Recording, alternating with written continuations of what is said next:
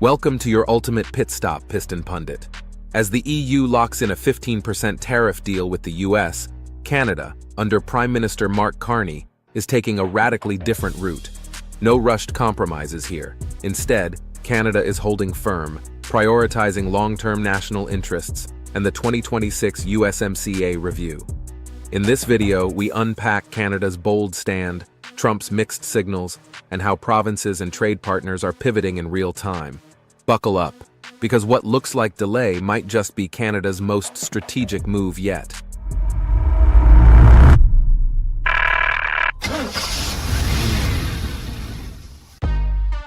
Canada's tactical gambit, staying the course or shifting gears. Since Trump's return to office, Canada has taken a different path than the EU, which quickly accepted a 15% tariff for investment deal. Prime Minister Mark Carney has opted for a slower, long-term strategy, rejecting what he called a quick optics agreement. He argued that Canada's strength lies not in flashy purchases, but in deeply entrenched supply chain integration and consistent energy exports, assets that don't grab headlines but carry lasting weight. When the US announced a sweeping 35% tariff on non-USMCA goods, citing fentanyl concerns, Carney immediately pushed back.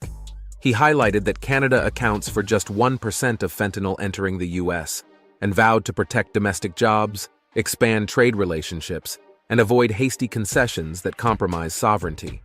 Unlike the EU's speedy compromise, Canada is holding out, banking on trade rules, integration depth, and the 2025 to 2026 USMCA review as its key leverage point. Carney's message is clear. Canada won't settle just to settle. By prioritizing substance over spectacle, this firm posture could catch Washington off guard and flip the script in months to come. But Washington's messaging isn't just unclear, it's contradictory. And that's where Canada gains unexpected traction. Trump's trade double clutch, contradictions in overdrive. From Canada's perspective, US messaging has been all over the map. Publicly, Trump dismissed Canada, saying, "We haven't been focused on Canada," just before the August 1st tariff deadline. That gave Ottawa political cover to delay or even walk away without taking the blame. Privately, however, U.S. trade officials like Commerce Secretary Howard Lutnick and USTR Jamieson Greer described the talks as constructive. The disconnect raised a crucial question: who's really driving the negotiation? Canada's team, led by Carney, Dominic LeBlanc, and Ambassador Kirsten Hillman, maintained a unified, disciplined front. Ironically, Trump's erratic messaging played right into their hands, reinforcing the image of Canadian stability under pressure. This internal contradiction in U.S. messaging has weakened its own leverage. With Trump blustering and his team soft-pedaling, Ottawa has gained space to shape timelines and manage expectations. Even as tariffs rise, LeBlanc has kept lines of communication open, signaling talks will resume in August. Right now, clarity and consistency, not cash, are Canada's sharpest negotiation tools. Before we delve deeper, hit that like button and subscribe to Piston Pundit. It keeps you in the loop with every key update, on wheels or in trade talks. Now let's shift gears and explore how Canada's economy is absorbing the impact of this tariff storm. Testing the chassis. Can Canada's economy withstand the impact? Canada's economy has taken a hit, but it's holding up, for now. Key sectors like steel, aluminum, lumber, and autos were first to feel the blow when the U.S. imposed 25% tariffs in February, followed by a sweeping 35% hike in August. While over 90% of exports remain protected under USMCA, non-USMCA goods now face steep duties, sometimes hitting 40% with transshipment penalties. So far, the impact has been modest. Canada's GDP dipped just 0.1% in April, with another slight decline in May. Many firms preloaded shipments under treaty-safe terms, keeping the average tariff burden around 2.3%. But that buffer may soon fade, especially for auto parts and machinery, nearly 27% of Canada's exports to the U.S. To cushion the blow, Ottawa rolled out targeted tariffs on U.S. metals, created the Large Enterprise Tariff Loan Facility, and protected domestic automakers from counter-tariffs. The One Canadian Economy Act is also breaking down provincial trade walls. Canada's economy hasn't stalled, but as pressure mounts, its structural durability is about to be tested. And while Ottawa holds the line, provincial leaders are hitting the gas with their own bold moves. Provinces hit the gas, from Ottawa's patience to regional pushback. While Ottawa takes a cautious stance, provinces are shifting into gear.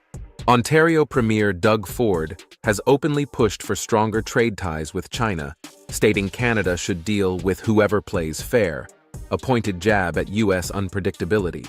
Ontario alone trades over $43 billion with China annually, and some breweries have already swapped U.S. aluminum for Chinese supply to bypass tariffs. Nationalism is rising. With 91% of Canadians supporting reduced U.S. dependence, Buy Canadian campaigns and boycott apps are gaining traction.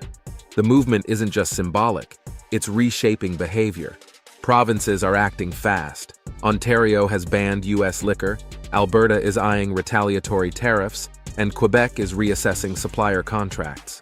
This dual-track response, Ottawa negotiating cautiously while provinces diversify, is becoming a hallmark of Canada's evolving trade playbook. Carney's One Canadian Economy Act aligns with this shift, reinforcing interprovincial trade and boosting national cohesion. Canada's response is no longer talk, it's coordinated action. Provincial agility, backed by federal frameworks, is accelerating Canada's pivot from U.S. dependence to broader global engagement. But ultimately, all eyes are on the next big curve ahead, the 2025 to 2026 USMCA review. Eyes on the apex, USMCA review as the real power play. The road ahead leads to the 2025 to 2026 USMCA review, a pivotal opportunity for Canada to rewrite trade terms rather than yield to current tariff pressure. Article 34.7 mandates a 6-year joint review to assess the agreement's effectiveness, with options to renew, revise, or exit entirely by 2026. Carney sees this as Canada's true moment of leverage. If the U.S. demands tighter rules of origin or new supply chain mandates, Ottawa, and likely Mexico, can counter that recent tariffs have already undermined U.S. credibility. Canada is also developing a parallel strategy, a proposed regional security economic pact that could reduce dependence on U.S.-driven frameworks. It's a quiet but calculated way to build leverage heading into negotiations. Across the Atlantic, France's pushback on its EU deal mirrors Canada's caution. Macron argued the EU lacked enough bite to get fair terms, a warning Ottawa seems to be heeding. With internal divisions clouding U.S. messaging, Canada's unified, patient approach could prove decisive. This isn't about short-term headlines. It's about shaping the rules that will define North American trade for the next decade. So where does that leave Canada's long-term game plan? Final verdict. Canada's patience isn't hesitation, it's precision. Canada's refusal to rush into a deal wasn't hesitation, it was intentional strategy. While the EU went for quick optics, Ottawa prioritized long-term stability and structural leverage. Carney turned Trump's public indifference into diplomatic breathing room, while provinces explored new partners and supply chains began adjusting under pressure. With the USMCA review approaching in 2025 to 2026, Canada's patience may transform into power. By holding the line now, it enters future negotiations with a stronger hand, broader coalitions, and a more resilient economic foundation. This isn't about tariffs. It's about timing, leverage, and smart positioning. Now we want to hear from you. Do you think Canada's slow play strategy will pay off in the USMCA review? Should provinces take more initiative in shaping international trade? And are rising tariffs pushing Canada closer to long-term independence? Or risking deeper vulnerabilities? Drop your thoughts in the comments below. And if you haven't already, subscribe to Piston Pundit to stay updated on the next vehicle developments and global trade shifts. Thanks for watching and see you next time. You can now check out any of the videos on the screen. There's plenty more to explore.